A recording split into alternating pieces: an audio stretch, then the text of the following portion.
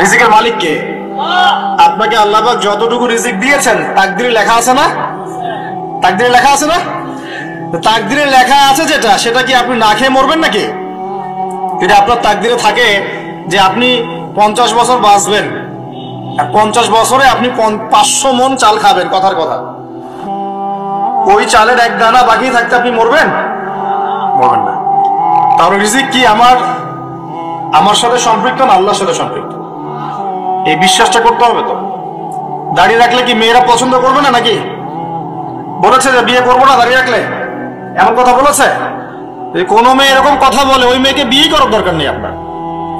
যদি কোনো মেয়ে আপনাকে বলে যে দাড়ি রাখলে ভালো লাগে না, শেভ করতে হবে, না হলে বিয়ে হবে না, বিয়ে করবো না, ওই মেয়েকে বিয়ে না করাই উচিত আপনার। মানে আপনাকে বিয়ে করার যোগ্যতাই হয়নি, তার অত যোগ্যতাই হয়নি আপনাকে বিয়ে করার, সে তো দাড়ি নিয়ে প্রশ্ন তুলছে।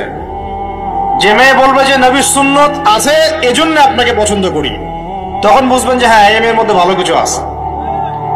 যেই মেয়ে দেখবে যে আপনি নামাজি কিনা, যেই মেয়ে দেখবে আপনি নামাজি কিনা, দাড়ি আছে কিনা, ইমানদার কিনা, দিনের জন্য কিছু করেন কিনা, হালাল খান কিনা, ওই মেয়ে ইনশাল্লাহ আপনার ঘরে শান্তি দিবে। আর যেই মেয়ে আপনাকে দেখবে আপনার কত বড় সম্পত্তি, কতটা বড় জমি, কত বড় চাকরি, সুদ খান কিনা ওর কোনো আসে যায় না, টাকা হইলেই হইল, এগুলোকে ঘরে ঢুকালে অশান্তি। অশান্তি কি চাচ্ছেন, শান্তি না অশান্তি? নবী সাল্লাল্লাহু আলাইহি ওয়াসাল্লাম বলেছেন, দিনদারিতা দেখে মেয়েদেরকে বিয়ে করো। কি দেখে? একই বিষয় ছেলেদের জন্য মেয়েদের জন্য সেম। ছেলে দেখতে হবে দিনদার কিনা, মেয়ে দেখতে হবে দিনদার কিনা, পর্দা করে কিনা, দিনদারিতা আছে কিনা। দুনিয়ার এই ছোটখাটো বিষয় যদি দেখেন, তুচ্ছ বিষয়গুলো, একদিন না একদিন আপনি পস্তাবেন কিন্তু। আর যদি আপনি দিনদারিতা দেখেন, ইনশাল্লাহ আপনি কোনোদিন পস্তাবেন না ইনশাল্লাহ। আল্লাহ পাক তৌফিক দান করেন। আমি এটা একটা বড় সিদ্ধান্ত জীবনের। এই সিদ্ধান্তে যদি ভুল করে ফেলেন, সারা জীবন পস্তাতে হবে।